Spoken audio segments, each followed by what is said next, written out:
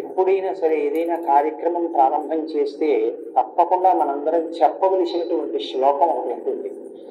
ఏదైనా ఒక పెద్ద కార్యాన్ని ప్రారంభం చేసే ముందు, ఆ రోజు దినచర్యని ప్రారంభం చేసే ముందు పూజా కార్యక్రమంలో మొట్టమొదటి పూజలో మొదట చెప్పవలసిన శ్లోకం సుముఖశ్చైకదంతశ్చ కపిలో గజకర్ణకః లంబోదరశ్చ వికటో విఘ్నరాజో వినాయకః ధూమకేతుర్గణాధ్యక్ష బాలచంద్రో గజాననః వక్రతుండ శూర్పకర్ణో హీరంగ స్కందపూర్వకః షోడశైతాని నామాని ఎప్పటే చూయాదపి విద్యారంభే వివాహే చ ప్రవేశే నిర్గమే తథా సంగ్రామే సర్వకార్యేషు విఘ్నస్తస్య న జాయతే. అది శ్లోకం. ఇందులో విఘ్నేశ్వరుడికి 16 నామాలు చెప్తారు. ఈ 16 నామాలు షోడశైతాని నామాని. ఇంట్లో ఈ 16 నామాలు చెప్పేవాడు తప్పకుండా ఉండాలి అని. ప్రతి ఇంట్లోనూ కూడా ఈ 16 నామాలు చెప్పబడాలి. చెబితే మిగిలిన వాళ్ళు వినాలి. అంటే ఈ శ్లోకాన్ని ప్రతిరోజు పైకే చదవాలి అని గుర్తు. ఇంట్లో మిగిలిన వాళ్ళు దీన్ని చదవలేరు అంటే ఇంటి యజమాని దీన్ని పైకి చెప్పాలి. చెప్తే మిగిలిన వాళ్ళు వినవలసి ఉంటుంది. కనీసం ఏంటంటే పూజ ప్రారంభం అవుతోంది అంటే వీళ్ళు అక్కడ నిలబడడం కష్టం కాదుగా. పూజ మధ్యలో ఏదైనా అంగం అంటే మాకు తెలియదండి, ఆ సమయానికి ఏదో పనిలో ఉంటాం, ఎలా పెడతాం అనొచ్చు. పూజ ప్రారంభం చేసి ఘంటారామం చేయగానే వీళ్ళు అక్కడ నిలబడడం పెద్ద విశేషం ఏం కాదు. కాబట్టి కనీసం ప్రతిరోజు మనం ఈ 16 నామాలు చెప్పాలి. కనీసంలో కనీసం పెద్దలు చెప్తున్నప్పుడు వినాలి. 21 కదా విఘ్నేశ్వరుడికి అన్ని పూజకి వాడబడేటటువంటి సంఖ్య. మరి ఈ శ్లోకం దగ్గరికి వచ్చేటప్పటికి 16 అన్నమాట ఎందుకు వాడారు? షోడశైతాని నామాని. 21ని 16 ఎందువల్ల చేయవలసి వచ్చింది అంటే షోడశ కళా ప్రపూర్ణుడు చంద్రుడు. చంద్రుడికి 16 కళలు. 16 కళలు చంద్రుడికి ఉంటే మనిషి జీవితం కూడా షోడశ సంస్కారములతో ఉంటుంది. చిట్ట చివరి సంస్కారం అంత్యేష్టి సంస్కారం. 16 సంస్కారములు నడుస్తాయి మనిషికి. పుట్టుకకి పూర్వం తల్లి గర్భంలో ప్రవేశించినప్పుడు జరిగేటటువంటి సీమంతము అంటుంటారు. కానీ అసలు నిజానికి అది సీమన్నతోత్సవము అని చెప్పి ఆ పాపట భర్త తీస్తాడు. ఆ పాపట భర్త తీసేటటువంటి ఉత్సవానికి ఆ పేరు. అక్కడ ప్రారంభం చేసి శరీరం పడిపోయిన తరువాత చేసేటటువంటి అంత్యేష్టి సంస్కారంతో 16 నడుస్తాయి. మీరు ఎప్పుడైనా ఎవరికైనా అభ్యున్నతిని కోరుకున్న వారైతే ఇవి 16 అడుగుతారు. ఈ 16 ధర్మ, అర్థ, కామ, మోక్ష, భక్తి, జ్ఞాన, వైరాగ్యములు. ఇక్కడికి 7. దీర్ఘాయుర్దాయం. దీర్ఘాయుర్దాయంతో పాటుగా రోగాలు లేనటువంటి ఆరోగ్యంతో కూడినటువంటి జీవితం. సంపద కలిగి ఉండడం, సంపద అభివృద్ధి చెందడం, అభివృద్ధి చెందినది స్థిరత్వాన్ని పొందడం, దీనితో పాటు ఆ యజమాని వీర్యమును పొంది ఉండడం, అంటే కదిలిపోకుండా ఉండగలిగినటువంటి స్థితి, విజయాన్ని పొందడం, తలపెట్టిన కార్యాలు విజయవంతం అవుతూ ఉండడం, పుత్రపౌత్రాభివృద్ధిని చూడగలగడం, అంటే కొడుకుల్ని మనవల్ని కూడా చూడాలి. కులదేవతని మీరు ఎవరిని అర్చన చేస్తున్నారో వారు ఆ యజమాని యందు ప్రీతి చెంది వారిని అనుగ్రహించుగాక. ఈ 16 సిద్ధించడానికి ఏవి విఘ్నాల రూపంలో అడ్డొస్తున్నాయో, ఏవి ప్రతిబంధక రూపంలో వస్తున్నాయో వాటిని తొలగించి ఈ 16ంటిని సిద్ధింపజేయగలిగినటువంటి వాడు గణపతి. కాబట్టి 16 నామములు చెప్పినప్పుడు మొట్టమొదటి నామంతో ఆయన ఏమని పిలుస్తున్నాము? సుముఖ. సుముఖ అంటే మంచి ముఖము ఉన్నవాడు. సంస్కృతంలో ముఖము అన్న మాటకి నోరు అని కూడా అర్థం. సుముఖ అంటే మంచి ముఖం. ముఖము ఇప్పుడు వస్తుంది, పుట్టుకతో వస్తుంది. విఘ్నేశ్వరుడు యొక్క పుట్టుక ఎలాగా? ఆయన పుట్టుక ఒక స్త్రీ గర్భవాసం చేసి జన్మించిన వాడు కాదు. అమ్మవారు ఆవిడ సుమంగడి, అందున నిత్య సుమంగడి, నిత్య యవ్వనంలో ఉండేటటువంటి తల్లి. అటువంటి తల్లి కనుక ఎప్పుడూ పసుపు రాసుకుని ఉంటున్నాడు. ఎప్పుడూ పసుపు రాసుకుని ఉండేటటువంటి అమ్మవారు ఒకానొక రోజున తన ఒంటి మీద ఉన్న పసుపు నలిచింది. నలిచి ముద్ద చేసి ప్రాణప్రతిష్ఠ చేసింది. ఇప్పుడు విఘ్నేశ్వరుడు యొక్క మొదటి స్వరూపం నరవినాయకుడు. అంటే నరుడు ఎలా ఉంటాడో అలాగే పుట్టారు ఆయన. మరి గజముఖం ఎక్కడి నుంచి వచ్చింది?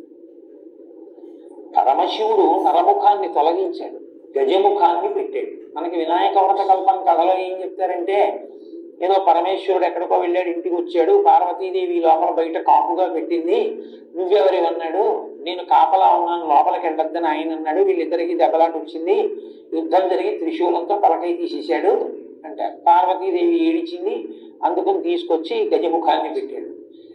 అలాగ కథల్ని మీరు అలాగే చెప్పేస్తే పిల్లలకి వాళ్ళకి ఏమవుతుందంటే ఏదో భక్తికి నమస్కారం చేస్తారు కానీ వాళ్ళకి అనుమానం ఉంటుంది. మీరేమో మంత్రపుష్పంలో ఈశాన సర్వ విద్యానాం ఈశ్వర సర్వభూతానాం బ్రహ్మాధిపతి బ్రహ్మణోధిపతి బ్రహ్మా శివో మే అస్తు సదాశివో అని సమస్త విద్యలకు ఆలవాలం పరమశివుడని చెప్పి తన ఇంటి ముందు తన భార్య ఒంటి మీదున్న పసుపు తీసి ముద్ద చేసి ప్రాణప్రతిష్ఠ చేసి సృజించిన స్వరూపం తన కుమారుడే ఎదురుగుండా ఉన్నవాడని తెలుసుకోలేనటువంటి వాడు పరమశివుడే. గబలాలు పెట్టుకుని పిల్లాడి తలకాయ తీసేస్తాడా? ఏమిటండా కథ? అది కాదు దాని అర్థం. కొంచెం జాగ్రత్తగా మీరు అర్థం చేసుకోవాలి. గజాసురుడు అని ఒక రాక్షసుడు ఉండేవాడు. గజాసురుడు అన్న రాక్షసుడు లోకాలన్నిటినీ బాధ పెడుతున్నాడు. నువ్వు ఎలా చనిపోతావురా అంటే, నా ముఖం ఉన్నవాడు చంపితే నేను చచ్చిపోతాను. కాబట్టి ఇప్పుడు ఏనుగు ముఖంతో పిల్లవాడు రావాలి. కాబట్టి పరమశివుడు ఏమనుకున్నాడంటే, అమ్మవారి ఒంటి మీద ఉన్న పసుపుతో తయారు చేయబడిన వాడు కాబట్టి సాక్షాత్ శక్తి సంపన్నుడు. ఇటువంటి పిల్లవాడికి ఏనుగు ముఖం ఉంచితే గజాసుర సంహారం జరుగుతుంది. అందుకని ఆయన ఆ తలకాయని తొలగించి ఉత్తరాభిముఖంగా అమంగళకరంగా తల పెట్టుకుని నిద్రపోతున్న ఏనుగు ఎక్కడైనా ఉంటే దాని తల తెంచి తీసుకురామన్నాడు. అది కైలాస పర్వత సానువుల్లో పడుకుని ఒక ఏనుగు అలాగా దాని తల కోసి తీసుకొచ్చారు. అప్పుడు ఆ తల ఈ పిల్లవాడికి పెట్టి ప్రాణప్రతిష్ఠ చేశారు. చేస్తే ప్రాణప్రతిష్ఠ అంటే జీవం పోశారు. ఇప్పుడు ఆ పిల్లవాడికి ఏనుగు ముఖం వచ్చింది. ఇప్పుడు ఏనుగు ముఖంతో ఉన్న పిల్లవాడు గజాసుర సంహారం చేశాడు. గజాసుర సంహారం చేశాడు కాబట్టి మీరు నేను సంతోషంగా ఉండగలుగుతాం. ఇప్పుడు అంత ప్రమాదకరమైన వ్యక్తి ఆ గజాసురుడు. కాబట్టి సుముఖ, మంచి ముఖం ఉన్నవాడు అంటే ఏమిటి దాని అర్థం? ఆయన ఆ ముఖాన్ని లోకం కోసం ఉంచుకుని గజాసుర సంహారం చేసి మిమ్మల్ని నన్ను రక్షించినటువంటి వాడు. కాబట్టి అసలు ఆ ముఖం ఉంచుకోవడమే మన కొరకు తప్ప, లేకపోతే అసలు ఆయన ముఖం అది కాని కాదు. మనందరిలాగే ఆయన నరముఖంతో చాలా అందంగా కూర్చుని ఉండేవాడు. ఆయన ఏనుగు ముఖం పెట్టుకున్నాడు అంటే మన కోసం తన తల తీయించుకుని ఏనుగు తలకాయని పెట్టుకున్నవాడు. లోకం కోసం ఇంత గొప్ప పరిశ్రమ చేసిన వాడి ముఖం కన్నా సుముఖం ఇంకేముంటుంది? కాబట్టి సుముఖ కాదు. సుముఖ అన్న మాటకు అర్థం ఏమిటంటే, అందంగా ఉన్న ముఖం సుముఖం కాదు. ఏ ముఖము ప్రేమని కలిగి ఉంటుందో, ఏ ముఖము ప్రసన్నమై ఉంటుందో, ఏ ముఖము సంతోషముతో ఉంటుందో దానికి సుముఖం అని పేరు. శుక్లాంబరధరం విష్ణు శశివర్ణం చతుర్భుజం ప్రసన్నవదనం ధ్యాయేత్. ఆయన ప్రేమ కలిగి ఉంటాడు. మనని ప్రేమించగలిగినటువంటి రూపం, మన కోసం ఏదైనా చెయ్యగలిగినటువంటి స్థితి ప్రేమ, అది ముఖమునందు అభివ్యక్తమవుతుంది. సుముఖ, ప్రేమ కలిగినటువంటి ముఖం ఉన్నవాడు మనందరి పట్ల ప్రేమతో ఉంటాడు, సంతోషంతో ఉంటాడు.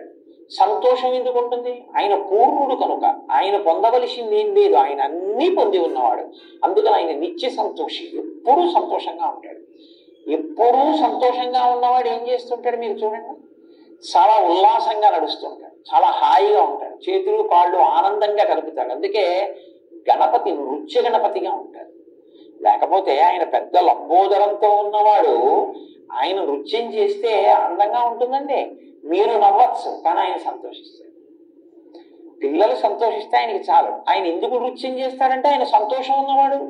సంతోషం ఉన్నవాడు కాబట్టి నర్తించగలడు. ఎప్పుడు ఏడిచేవాడు ఏం నర్తిస్తాడు? వాడు ఏడుస్తూ కూర్చుని ఉంటాడు, వాడికి సంతోషమే లేదు, ఇంకా భావ ప్రకటన ఎక్కడు. కాబట్టి ఆయన సంతోషం ఉన్నవాడు, ఆయన ప్రేమ కలిగినటువంటి వాడు, ఆయన ప్రసన్నంగా ఉండేవాడు. పిలిస్తే పలుకుతాడు, పిలిస్తే పలికి మీ కోరిక తీరుస్తాడు. ప్రసన్నంగా ఎప్పుడు వినడానికి సిద్ధంగా ఉంటాడు. ఆయన ప్రసన్నమైనటువంటి వాడు కాబట్టి సుముఖ, మంచి ముఖం ఉన్నవాడు కాదు. సుముఖ అంటే ఇంకో అర్థం ఏమిటో తెలుసా అండి? ఏ ముఖాన్ని మీరు చూస్తే మీకు లక్ష్మీ కటాక్షం కలుగుతుందో ఆ ముఖం సుముఖం. లక్ష్మీ కటాక్షం అంటే ఏంటి? సంకల్ప సిద్ధి. మీరు అనుకున్నది జరగడం, మీకు జరిగినది మీరు అనుభవించడానికి లక్ష్మీ కటాక్షం అని పేరు. చాలా జాగ్రత్తగా పట్టుకోవాలి మీరు. మీకు ఉండడం, మీరు అనుకున్నది జరగడం లక్ష్మీ కటాక్షం కాదు. మీరు అనుకున్నది జరిగి దాన్ని మీరు అనుభవించగలిగితేనే లక్ష్మీ కటాక్షం. అంటే ఉన్నదాన్ని అనుభవించగలగడం. ఇంట్లో పదార్థం ఉంది, తను తినగలగాలి, ఆరోగ్యం ఉండాలి కదా. అందుకే కదా 16లో ఆరోగ్యం వచ్చింది. అప్పుడు అది లక్ష్మీ కటాక్షం కింద మారుతుంది. ఈ లక్ష్మీ కటాక్షాన్ని ఇంట్లో కృప చెయ్యగలిగినటువంటి రూపం మీరు ఇలా చూస్తే చాలు, మీకు ఇవ్వగలిగినటువంటి రూపం వినాయక స్వరూపం. ఎందుకో తెలుసా అండి? లక్ష్మీదేవి 5 స్థానాల్లో ఉంటుంది. ఆవిడకి 6వ స్థానం లేదు, ఇంకా 5 స్థానాలు ఆవిడకి. అందులో మొట్టమొదటి స్థానం ఏనుగు యొక్క కుంభస్థలం. మీరు లేవగానే ఒకసారి వినాయకుడి యొక్క ముఖాన్ని చూశారనుకోండి, ఇలా ఆయన ముఖాన్ని చూసినంత మాత్రం చేత మీకు లక్ష్మీ కటాక్షం కలుగుతుంది. ప్రతిరోజు వినాయకుడి ముఖం చూస్తే చాలు. ఎవరి ముఖం చూస్తే మీకు కలిసి వస్తుందో అది కాకపోతే సుముఖం ఇంకెవరిది సుముఖం అవుతుంది?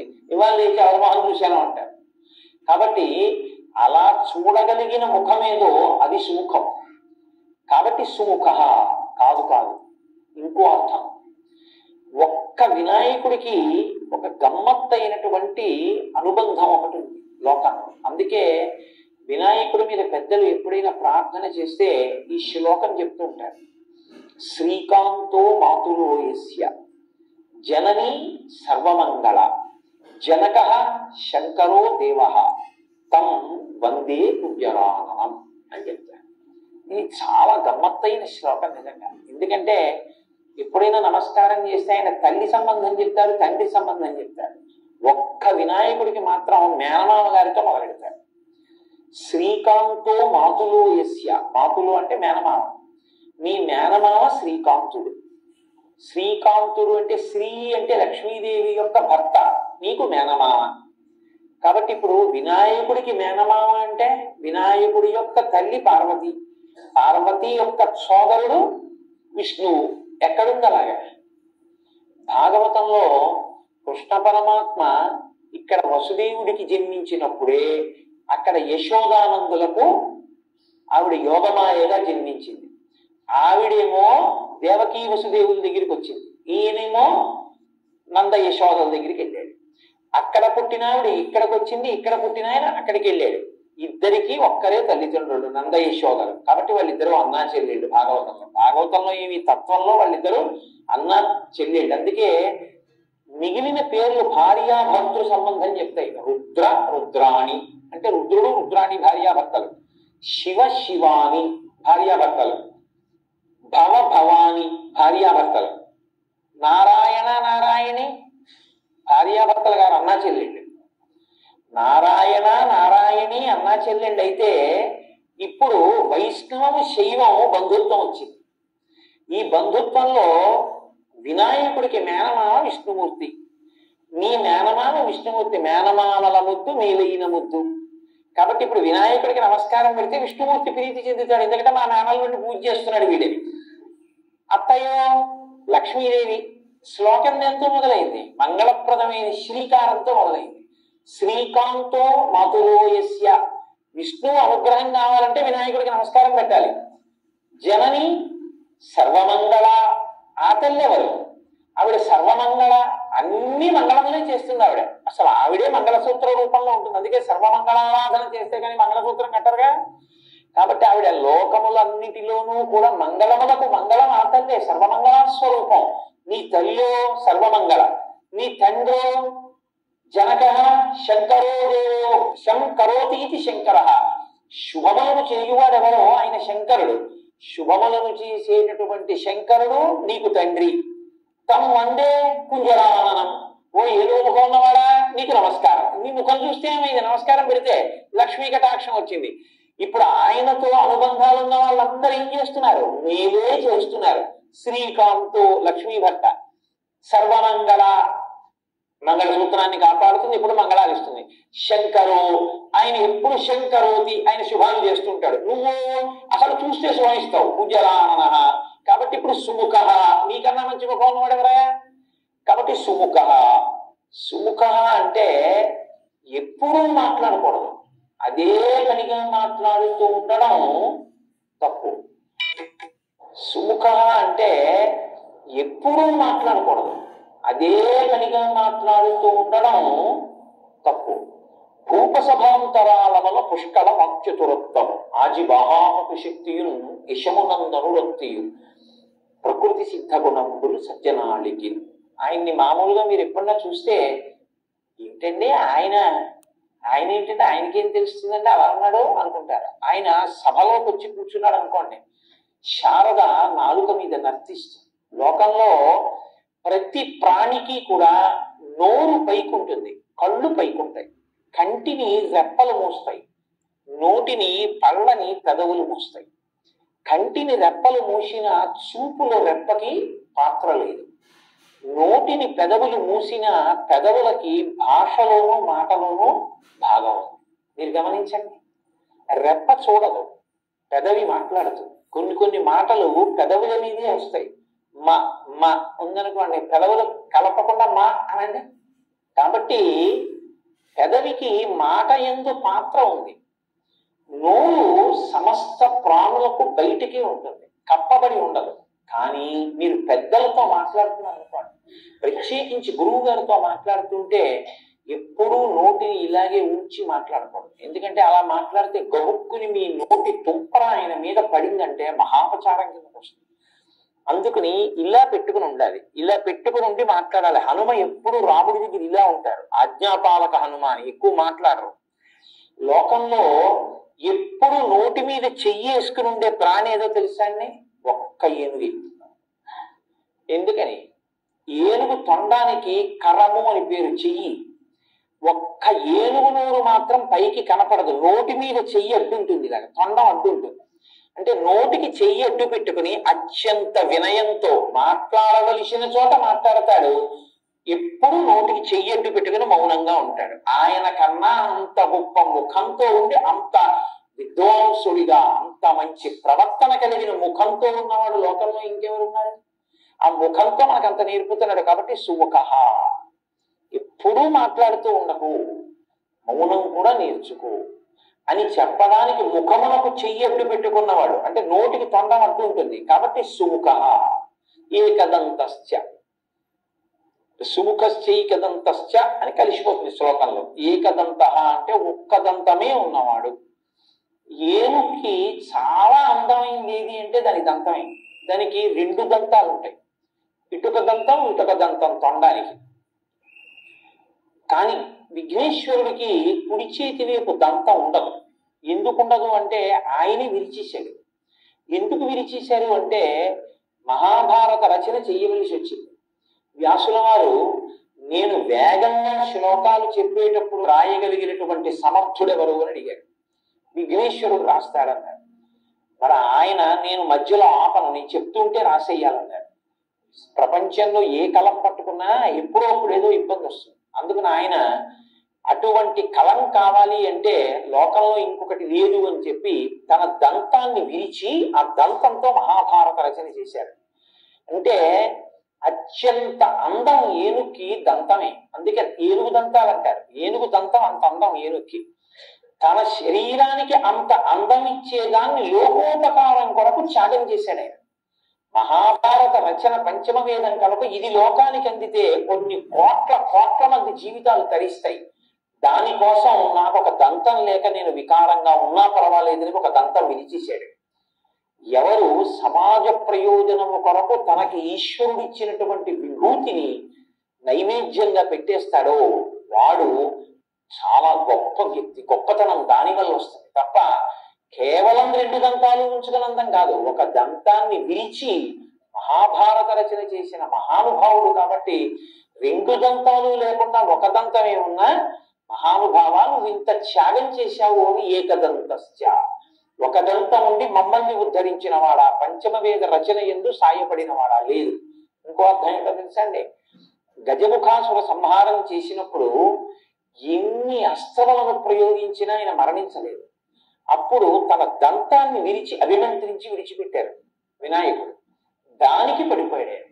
కాబట్టి తన దంతంతో గజముఖాసురుణ్ణి వధించిన వాడు కనుక ఏకదంతశ్చ సుముఖశ్చైకదంతశ్చ కపిలో. కపిలో అంటే ఎర్రటి వర్ణం ఉన్నవాడు అని బాహ్యార్థం. కేవలం ఎర్రటి వర్ణం ఉన్నవాడు అంటే బాగా ఎరుపు కాదు. ఎరుపు అంటే మీరు ఏదో రక్తం ఎలా ఉంటుందో మరీ ముద్ద కట్టినటువంటి ఒక ఎర్ర మందారం ఎలా ఉంటుందో అటువంటి ఎరుపు చెప్పకూడదు. నలుపు జీరతో కూడిన ఎరుపు చెప్పాలి. అంటే దాన్ని కొంచెం మీకు అర్థమయ్యేటట్టుగా అనాలంటే డల్ రెడ్ అనొచ్చు. బాగా ప్రకాశవంతంగా ఉన్న ఎరుపు కాదు, తిలకం కుంకం అటువంటిది కాదు. కొంచెం తక్కువ స్థాయిలో ప్రకాశించేటటువంటి ఎరుపు. ఇప్పుడు ఈ ఎరుపు ఎక్కడది అని అడిగారు వినాయకుడికి. ఎందుకంటే ఎప్పుడు ఆయన్ని చెప్పినా ఆయన తెల్లగా ఉన్నాడని చెప్తాం. శుక్లాంబరధరం విష్ణు శశివర్ణం చతుర్భుజం అని, చంద్రుళ్ళ తెల్లగా ఉంటాడు. మరి కపిలో ఎర్రటి రంగు ఉన్నవాడు అని ఎక్కడి నుంచి వచ్చింది ఆయనకి అంటే, ఆయన ఒక మహారణ్యంలో గజముఖాసుర సంహారం చేసినప్పుడు ఆ గజముఖుడితో పోరాడి ఆయన్ని సంహరించినప్పుడు నరసింహస్వామి వారు హిరణ్యకశిపుడి యొక్క రక్తంతో ఎలా తడిశారో అలా ఆయన కూడా నిత్తుటితో తడిశారు. ఆ నిత్తుటితో తడిసినప్పుడు తెలుపు మీద వచ్చి పడ్డ ఎరుపు వల్ల ఏర్పడినటువంటి మందమైన ఎరుపు రంగుతో ప్రకాశించినటువంటి స్వరూపం కపిలః. లోకం కోసం అటువంటి కాంతి పొందినవాడు కాదు. ఆ కపిల రూపం లోకానికో ధర్మాన్ని నేర్పింది. ఏమిటో తెలుసా అండి? ఈశ్వరుడికి కర్మయందు దోషం ఏమి ఉండదు. ఆయన లోకం కోసం ఒక కర్మ చేస్తాడు తప్ప పాంచభౌతిక శరీరంతో వచ్చి కర్మ అనుభవించడానికి వచ్చి పుణ్యపాపములు అనేటటువంటి కట్టుబాటుకి లొంగి చేసేవాడు కాదు. అయినా ఆయన తండ్రి గారిలాగే మర్యాదస్తుడు పరమశివుడు. గజముఖాసుర సంహారం చేసిన తరువాత ఆయనకి బ్రహ్మహత్యా పాతకం వచ్చింది అన్నాడు. నిజంగా వస్తుందా? ఏం రాదు. కానీ లోకంలో ఒక బ్రాహ్మణ స్వరూపంతో ఉన్నవాడు రాక్షసుడైనా బ్రహ్మరాక్షసుడైనా ఆయన్ని చంపడం వల్ల తనకి దోషం వచ్చింది కాబట్టి తొలగించుకోవడానికి రావణ సంహారం చేసిన తర్వాత రామచంద్రమూర్తి రామేశ్వరంలో శివలింగ ప్రతిష్ఠ చేసినట్టు ఈయన కూడా ఒకానొక చోట గజముఖేశ్వరుడు అని పేరు కలిగినటువంటి శివలింగ ప్రతిష్ఠ చేశారు. అలా శివలింగ ప్రతిష్ఠ చేసి లోకానికి ఒక ధర్మాన్ని నేర్పారు. మహాపాతకం నశించాలి అంటే శివలింగ ప్రతిష్ఠ చేయడం వినా లోకంలో ఇంకో మార్గం లేదు అని నేర్పినటువంటి వాడు కపిల స్వరూపంతో. కాబట్టి శోకశ్చైకదంతశ్చ కపిలో గజకర్ణక. గజకర్ణక అంటే ఏనుగు యొక్క చెవులు. అదేమిటంటే ఏనుగు ముఖం ఉన్నవాడికి ఏనుగు చెవులు, కాకపోతే ఏనుగు ముఖం ఉన్నవాడికి పిల్లి చెవులు ఎందుకు ఉంటాయి? అలా ఎందుకు చెప్పడం అంటే, మీరు కొంచెం జాగ్రత్తగా గమనిస్తే లోకంలో మీరు ఏ దేవతా స్వరూపం దగ్గరికి వెళ్ళి చూడండి, వాళ్ళ చెవులు మీకు కనపడవు. ఎందుకు కనపడవో తెలుసా? మొసలి పిల్లల్లో అంటే అందుకే మకర కుండలాలు అంటారు వాడు. ఇలా మొసలి పిల్ల ఎలా ఉంటుందో అలా ఇంతంత ఆభరణాలు ఇలా పెట్టేసుకుంటారు. మీరు ఏ దేవతా స్వరూపం దగ్గరికి వెళ్ళండి, ఇక్కడ పెట్టుకోవు దేవతా స్వరూపాలు. ఈ చెవులు ఇలా కప్పేస్తాయి. కప్పేస్తే మీరు చూడండి, మీరు వచ్చి ఏదో మాట్లాడుతున్నారు అనుకోండి, నేను ఇలా పెట్టుకుని ఉన్నాను అనుకోండి. పెట్టుకుని ఉంటే మీరు ఏమంటారు? వింటున్నాడో వింటలేదో, ఏంటో అలా ఉన్నాడు, మరి చెవులోకి వెళ్ళిందో లేదో నేను చెప్పింది. ఏ దేవతా స్వరూపం దగ్గరికి వెళ్ళినా మీకు అనుమానం ఉంది. ఒక్క వినాయకుడి దగ్గర ఉండదు. ఎందుకో తెలుసా? కప్పబడని చెవులు ఉన్నవాడు ఆయన ఒక్కడే. ఏనుగు ముఖం ఉన్నవాడివే కాదు, ఏనుగు చెవులు ఉన్నవాడివి. ఎందుకో తెలుసా? మేము ఏదన్నా చెప్తే వినపడుతోంది అనడానికి నువ్వు ఒక్కడిది బాగా మాకు నమ్మకస్తుడివి. ఎందుకంటే చెవులు కప్పవు, చక్కగా కదులుతుంటాయి కూడా. అందుకని ఎప్పుడు వింటూ ఉంటావు నేను చెప్పేటటువంటివి. కాబట్టి గజకర్ణక, అటువంటి చెవులున్నవాడా నీకు నమస్కారం. లంబోదరశ్చ, లంబోదరుడు అంటే చాలా పెద్ద కడుపున్నవాడు కాదు, వ్రేలాడుతున్న కడుపున్నవాడు. వ్రేలాడుతున్న కడుపు ఉండడం అంటే ఇలా అర్ధవృత్తాకారంగా ఇలా పెరిగినటువంటి కడుపు. ఇప్పుడు మీరు ఇలా మీకు వృత్తాకారం కనపడుతోంది అంటే దానికి ఇటు కూడా వృత్తాకారం ఉంది అనుకుంటే అదొక పూర్ణాకారంతో ఉందన్నమాట. నిండు సున్నా ఎలా ఉంటుందో అలా ఉంటుంది. ఇప్పుడు ఈ లంబోదరం ఎందుకుందో తెలుసా అండి ఆయనకి? లంబోదరాన్ని కానీ మీరు చూస్తే ఆయన మీకేం గుర్తొస్తుందంటే ఆయనకి మోదకము అని ఉంటుంది. మోదకము అంటే లోపల పూర్ణం పెట్టి వండుతారే దాన్ని మోదకం అంటారు. లేకపోతే ఉండ్రాళ్ళంటే గుండ్రంగా ఉంటాయి, లోపల కొబ్బరితో చేసినటువంటి మధుర పదార్థాన్ని కూడా ఉంచి చేస్తూ ఉంటారు బూరెలవి. అవి ఆ మోదకాలు ఆయనకి ప్రీతి అంటారు. ఆయనకి ప్రీతి అన్నప్పుడు మీరు ఒక విషయం గుర్తుపెట్టుకోండి, లోకంలో సాధారణంగా మీరు ఇంట పచనం చేసినవి దేవతలు తీసుకోరు. ఇడ్లీ నైవేద్యం, సమోసా నైవేద్యాలు ఉండవు లోకంలో. సత్వగుణ భరితమైనటువంటి పదార్థాలే నివేదనలు ఉంటాయి.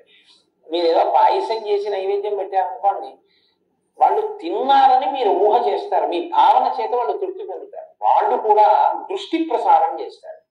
ఓసారి చూస్తారు ఆ పదార్థం అంట, వాళ్ళు అలా చూస్తే చాలు పవిత్రం, వాళ్ళు తీసుకున్నట్టే. కొన్ని చూడండి తీసుకోరు, చెయ్యేస్తారు.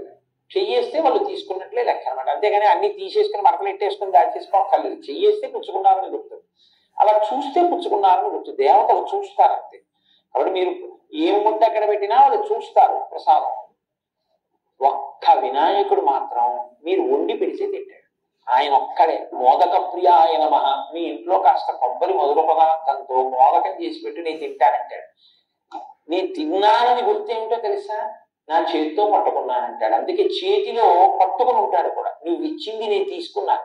కాబట్టి ఆయన లంబోదరుడు అంటే ఆయన కడుపు తీపి అటువంటిది అని చెప్పడానికి మోదకంలో ఉన్న మధుర పదార్థం ఎలా ఉంటుందో ఆయన కడుపు తీపి మనందరి మీద అలా ఉంటుంది.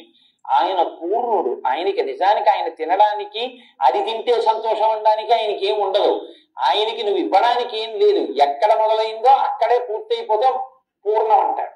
ఇక తుది మొదలు కనపడవు, పూర్ణమైపోయిందంటారు. పూర్ణమద పూర్ణమిదం పూర్ణాత్ పూర్ణముదచ్యతే పూర్ణస్య పూర్ణమాదాయ పూర్ణమేవావశిష్యతే. కాబట్టి ఆయన పూర్ణుడు, అన్నీ ఉన్నవాడు. అన్నీ ఉన్నవాడు, మన ఎందు అపారమైన ప్రేమ ఉన్నవాడు, కడుపు తీపి ఉన్నవాడు. ఇది లంబోదరుడు. సమస్త బ్రహ్మాండములు ఆయన ఎందే ఉన్నాయి.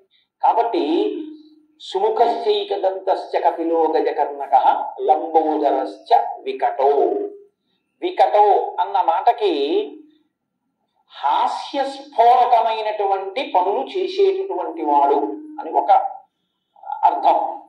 వికటో అంటే హాస్యస్ఫోరకముగా ఉండేవాడు. కానీ అలా అనొచ్చా? హాస్యస్ఫోరకంగా ఉండడం ఏంటి అంటే, విఘ్నేశ్వరుడు చేసేటటువంటి పనులు చాలా హాస్యస్ఫోరకంగా ఉంటాయి. అంటే నవ్వు పుట్టించేవిగా ఉంటాయి. నవ్వు పుట్టించేటట్టుగా ఉండేటటువంటి వాళ్ళు ఎవరు చేస్తారు ఆ పనులు? పిల్లలు చేస్తారు. పెద్దవాళ్ళు నవ్వు పుట్టించే పనులు చేస్తే బాగుండదు, పిల్లలే చేస్తారు. కాబట్టి ఆయన పిల్లవాడు, ఎప్పుడూ పిల్లవాడు. ఎప్పుడూ పిల్లవాడు అంటే దాని ఉద్దేశం ఏమిటో తెలుసా అంటే ఒక్కటే, పిల్లవాడికి ఒక లక్షణం ఉంటుంది, ఇప్పుడు కోపడతాడు, అప్పుడు మర్చిపోతాడు. అలా భక్తుల మీద కోపమే పెట్టుకోకుండా చేసిన దోషానికి శిక్షించి మళ్ళీ వెంటనే అనుగ్రహించే స్వరూపం ఏదుందో.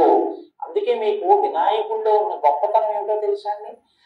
కర్మ ఫలితంగా మీరు ఏదైనా ఆపదలో ఉన్నారనుకోండి, వినాయకుడు కాళ్ళు పట్టుకుంటే ఆయన ఏం చేస్తాడంటే ఆ ఆపద రూపంలో మీ కష్టంలో వ్యగ్రత కల్పించి తీసేసి మీకు శాశ్వత సుఖాన్ని ఇచ్చేస్తాడు. కాబట్టి గణపతి చాలా గొప్పగా అనుగ్రహిస్తాడు. మహానుభావుడు వినాయకుడు. వికటో, ఆయన చేసే పనులు హాస్యస్ఫోరకంగా ఉంటాయి, కానీ ఆయన చాలా బాగా అనుగ్రహించేటటువంటి స్వరూపం ఉన్నవాడు. ఆయన చేసే పనులు ఏమిట్రైలాగా అనిపిస్తుంది, కానీ చాలా గమ్మత్తుగా ఉంటుంది ఆయన చేసేది. మీకు నేను ఉదాహరణ చెప్పాలంటే, ఇందాక అన్నా కదా శ్రీకాంతో మాతులో యస్య, మేనమామ గారు శ్రీ మహావిష్ణువు ఒకసారి వినాయకుడు పుట్టినరోజు వచ్చి మేనమామని పిలిచారు. మేనమామ అత్తయ్య వెళ్ళారు, లక్ష్మీదేవి నారాయణ ఏవో బహుమానాలు పట్టుకెళ్ళాడు మేనల్లుడికి.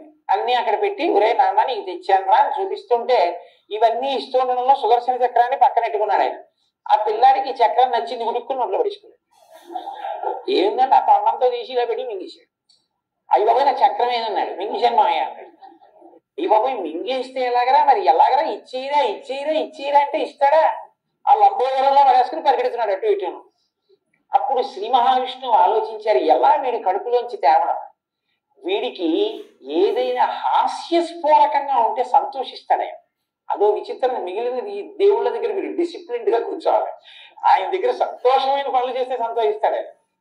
వీడికి నవ్వు పుట్టిద్దామని గుంజీలు తీశారు. గుంజీలు అన్నవి మొదట తీసిన వారు విష్ణుమూర్తి.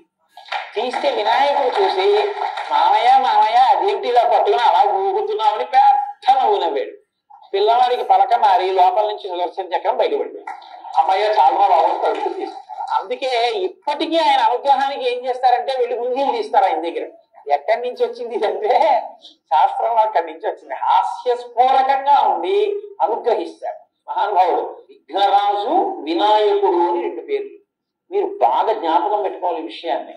ఒకే దేవాలయ ప్రాంగణంలో ఇద్దరు వినాయకులు ఉన్నారనుకోండి, ఉంటే ఒకరు విఘ్నరాజు ఒకరు వినాయకుడు.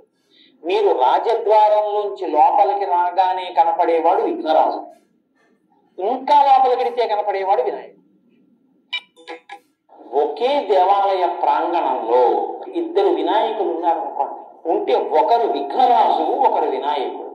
మీరు రాజద్వారంలోంచి లోపలికి రాగానే కనపడేవాడు విఘ్నరాజు, ఇంకా లోపలికి కనపడేవాడు వినాయకుడు. విఘ్నరాజు వినాయకుడు సమాన స్థాయిలో పూజలు అందుకుంటారు ఎప్పుడు. ఎందుకో తెలుసా అండి? ఒకరు విఘ్నాన్ని కల్పిస్తారు, ఒకరు విఘ్నాన్ని తీసేస్తారు.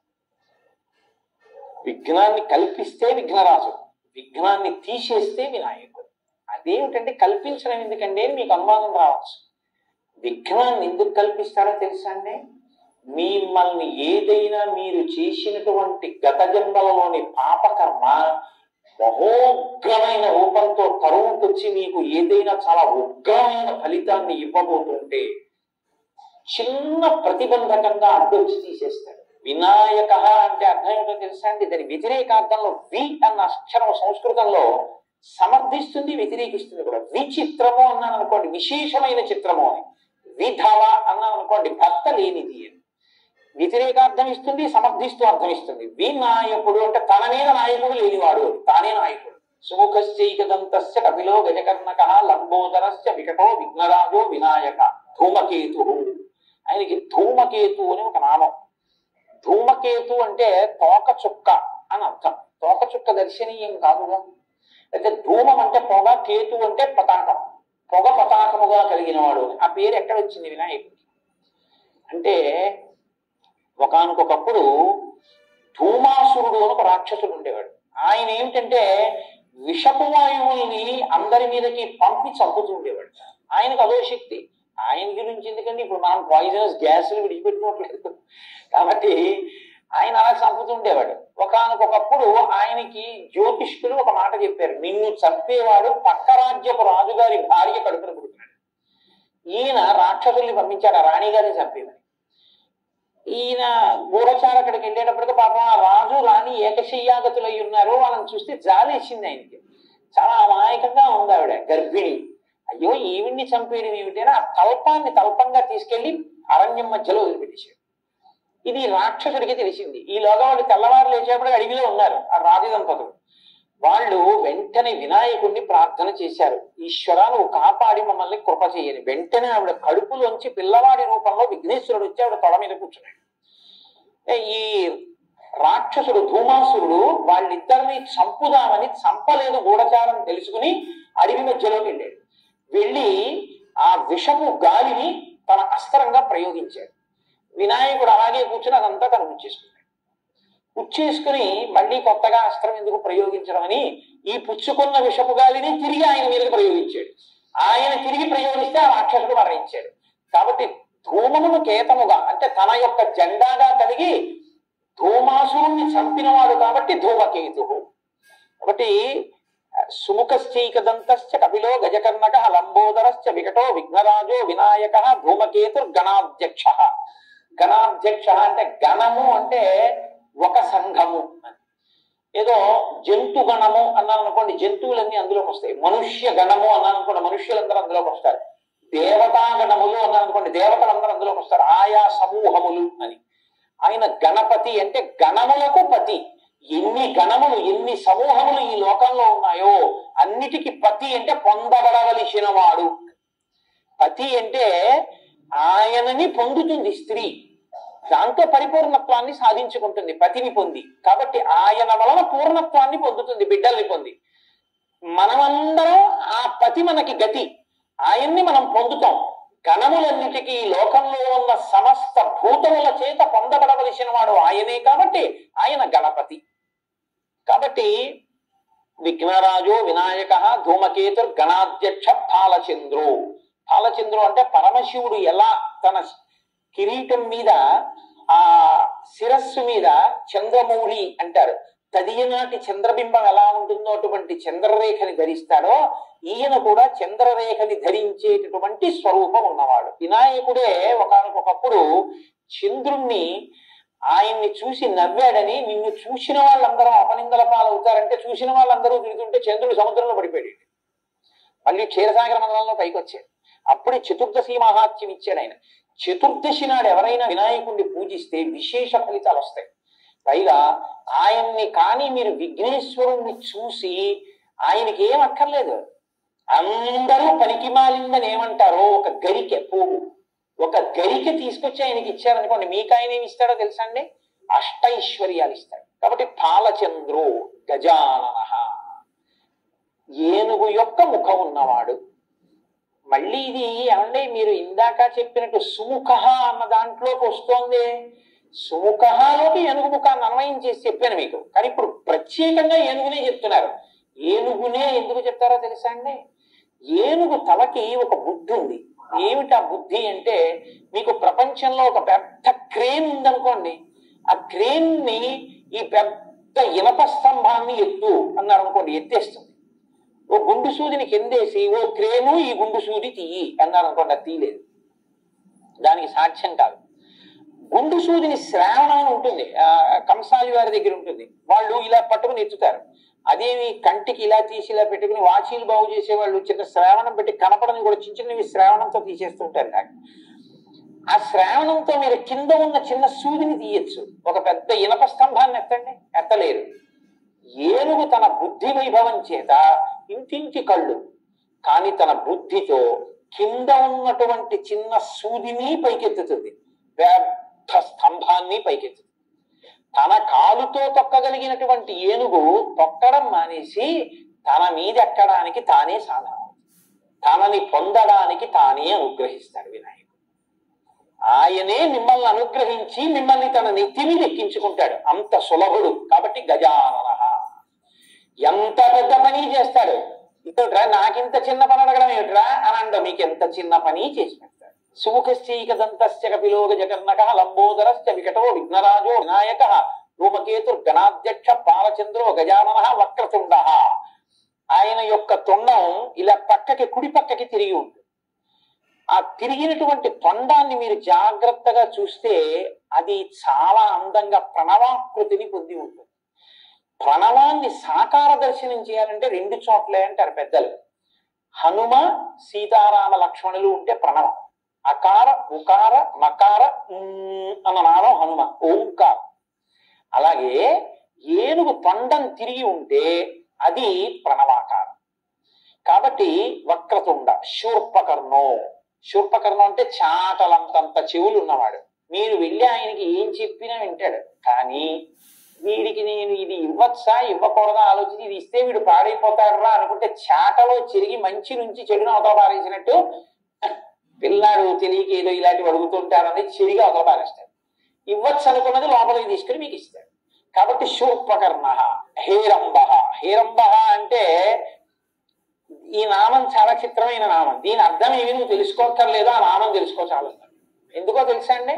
హేరంబ అంటే అదేదో చాలా గొప్పగా లేదు, సంతోషంగా లేదు అసలు ఆ పేరు. హేరంబ అంటేనా అసలు ఆ పిలిపి అందం ఇస్తుంది, కాబట్టి వినాయకుడి యొక్క రూపమే అందంగా ఉంటుందని చెప్పి పిలిపది అన్నారు. కాదు, చిత్ర విచిత్రమైన విరుద్ధమైన పని చేయించేవాడికి హేరంబుడిని పేరు. ఎందుకో తెలుసా అండి? 5 ఏనుగు ముఖాలతో ఉండి సింహం మీద కూర్చునే వాడికి హేరంబుడిని పేరు. సింహంతో పూజ అందుకున్న ఏనుగు వినాయకుడు ఒక్కడే. ఏనుగు సింహం కల్లోకి వస్తే చచ్చిపోతుంది, సింహంతో పూజ చేయించుకున్న ఏనుగు వినాయకుడు ఒక్కడే. స్కంద పూర్వజ. అబ్బో ఏమి నామం అండి ఈ నామం! స్కంద పూర్వజ అని ఎవరిని పిలవరు అలాగా. ఫలానా ఆయన అన్నగారండి అంటే గౌరవం కాదు, ఫలానా ఆయన తమ్ముడు అంటే గౌరవం కదండి. సుబ్రహ్మణ్యుడిని ఏమనాలి? వినాయకుడు తమ్ముడు అండి అనాలి, అంటే అప్పుడు వినాయకుడికి గౌరవం. అంతేగాని సుబ్రహ్మణ్యుడు అన్నయ్య గారండి అన్నారు అనుకోండి, ఇప్పుడు ఈయన గౌరవం అయినట్టు, ఈయన పనికి మాలినవాడు ఆయన గొప్పవాడు అయినట్టు అయింది కదా. మరి అలా పిలవచ్చా?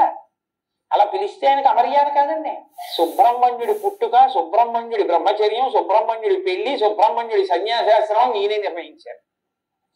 అందుకని తమ్ముడి ఉన్నతిని నిర్ణయించిన అన్నగారు కాబట్టి స్కంద పూర్వజ, ఈయన గొప్పతనం వల్ల ఆయనకు ఆ 4 దక్కి.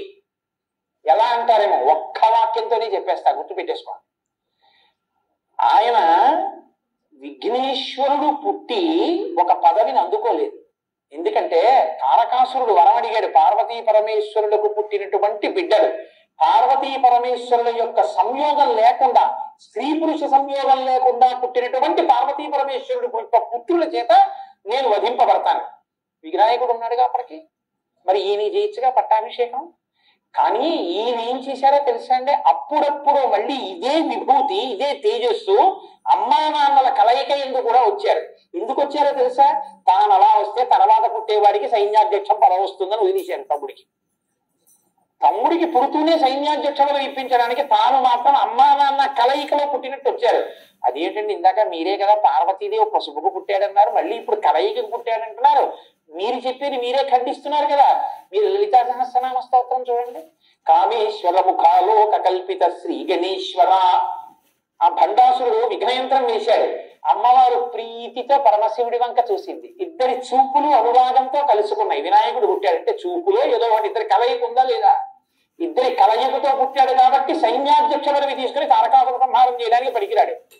అలా తనకి తాను చేసుకుని తమ్ముడికి పదవించడం కోసమని తన పదవి ముట్టుకోకుండా వదిలేశాడు. ఇప్పుడు ఆయన పుట్టాడు, పుట్టగానే ఆయనకు ఆ పదవి ఇప్పించేశాడు, సైన్యాధ్యక్ష పదవి అయిపోయింది. కాబట్టి ఇప్పుడు స్కందుడికి సైన్యాధ్యక్ష పదవి వచ్చింది అంటే విఘ్నేశ్వరుడి వల్లే వచ్చింది. తమ్ముడు వల్లిని పెళ్లి చేసుకుందాం అనుకున్నాడు. వల్లి విష్ణుమూర్తి యొక్క కూతురే, కానీ ఆవిడ ఒక గిరిజన నాయకుడు, అంటే ఒక కోయవాడి కూతురుగా అడవిలో తిరుగుతోంది. ఆవిడ యందు మనసపడ్డాడు సుబ్రహ్మణ్యేశ్వర స్వామి. ఈయన ఎంత అడవికి వెళ్ళినా రోజు ఆవిడ ఈయన వంక చూసేది కాదు. ఓ రోజు ఆవిడ అడవికి వచ్చి ఏదో తేనె ఏదో సంగ్రహించుకుని వెళుతుంటే కనుక సుబ్రహ్మణ్యుడు బయలుదేరాడు, మహా అందగాడు. కానీ ఆవిడ ఈయన వంక చూడటం లేదు. అన్నయ్య ఏంటన్నయ్య నా ప్రారంభం, ఎంత అందరూ నా వెంట పడతారు, నేను వెంట పడినా ఈ పిల్లలందు చూడటం లేదు అన్నయ్య అన్నాడు. నీకెందుకు అబ్బాయి, నీ పెళ్లి నేను చేస్తానని ఆయన పెద్ద ఏడుగు రూపంలో వచ్చి ఆవిడ్ని తరిమేడు. ఆ వల్లి భయపడిపోయి పరిగెత్తుకుంటూ వెళ్ళి రక్షించని సుబ్రహ్మణ్యుడిని కౌగిలించుకుంది. అన్నయ్యగా అంతర్ధానం అయిపోయాడు, వల్లి కళ్యాణం అయిపోయింది. అందులో తమ్ముడికి పెళ్లి చేసిన వాడు ఆయన. పెళ్లి చేసింది వినాయకుడే, రాజ్యం ఇప్పించింది వినాయకుడే. పుట్టుక అలా ఉండేటట్టు, తాను ఇద్దరితో కలిస్తే పుట్టినట్టు, కలవకుండా పుట్టినట్టు సుబ్రహ్మణ్యుడికి అధికారం ఇచ్చిన వాడు ఆయనే. జ్ఞానఫలం ఇస్తానరా, ఎవరు భూప్రదక్షిణం చేస్తే వాళ్ళకి ఇస్తానన్నాడు పరమశివుడు. ఆయన నవవాహనం ఎక్కి వెళ్ళిపోయాడు. ఈయన పార్వతీ పరమేశ్వరులకు ప్రదక్షిణం చేసి నిల్చున్నాడు. ఆయన అన్నీ తిరిగి వచ్చారు. ఊరై తల్లిదండ్రులకు ప్రదక్షిణం చేస్తే భూప్రదక్షిణం చేసినట్టే మీ అన్నయ్య మరి ప్రదక్షిణం చేసేశాడు, వాడికి ఇచ్చేస్తున్నానని జ్ఞానఫలం వినాయకుడికి ఇచ్చేశాడు. వినామలవాహనం ఉంటే మాత్రం ఇంత తిరిగి వచ్చిన అన్నయ్యకి వెళ్ళిపోయింది, జ్ఞానఫలం ఎందుకు వచ్చింది ఇదంతా అని వైరాగ్యం వచ్చి సన్యసించి దండాయుధపాణి అని చేతిలో దండం పట్టుకుని శంకరాచార్యుల వారి లాగా ఓ కాషాయం కట్టుకుని గోచి పెట్టుకుని ఆయన వెళ్ళి ఓ క్షేత్రంలో నిల్చున్నాడు. తమ్ముడికి సన్యాసం వైరాగ్యం వచ్చేట్టు కూడా చేసిన వాడు గణపతి. అందుకని స్కంద పూర్వజ, స్కందుడి గొప్పదనాన్ని అన్నగారే నిర్ణయించాడు అన్ని విధాలా. కాబట్టి స్కంద పూర్వజ అంటేట సుబ్రహ్మణ్యుడు కూడా సంతోషిస్తాడు, పార్వతీ పరమేశ్వరుడు సంతోషిస్తారట. కాబట్టి నీకు 16 అభ్యున్నతులు కలగడానికి 16 నామాలు చెప్పాడు. ఇవి ఎప్పుడు చెప్తావు? ప్రవేశే నిర్గమే తథా విద్యారంభే వివాహేశ.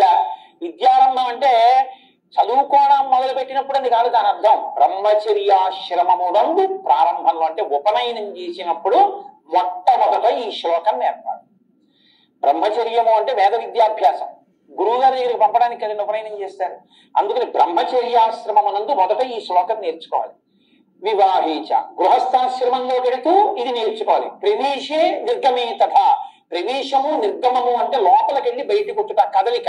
అన్ని కదలికల యొక్క అనుగ్రహంగా చిట్ట చివరికి చేరవలసింది చేరిపోవాలంటే ఆయన్ని స్మరించి తీరాలి. కాబట్టి శూకశీకదంతస్య కపిలో గజకర్ణకః లంబోదరస్య వికటో విఘ్నరాజో వినాయకః ధూమకేతుర్గణాధ్యక్ష పాలచంద్రో గజాననః వక్రతుండ శూర్పకర్మో హీరంబ స్కంద పూర్వజ షోడశైతాని నామాని ఎప్పటి చుడియాదపి విద్యారంభే వివాహే చ ప్రవేశే నిర్గమే తదా సంగ్రామే సర్వకార్యేషు. ఇది అదేంటంటే నీకు ఎవరితోనో ధర్మయుద్ధం చేయాల్సి వచ్చింది, అప్పుడు ఇదే చెప్పుకో.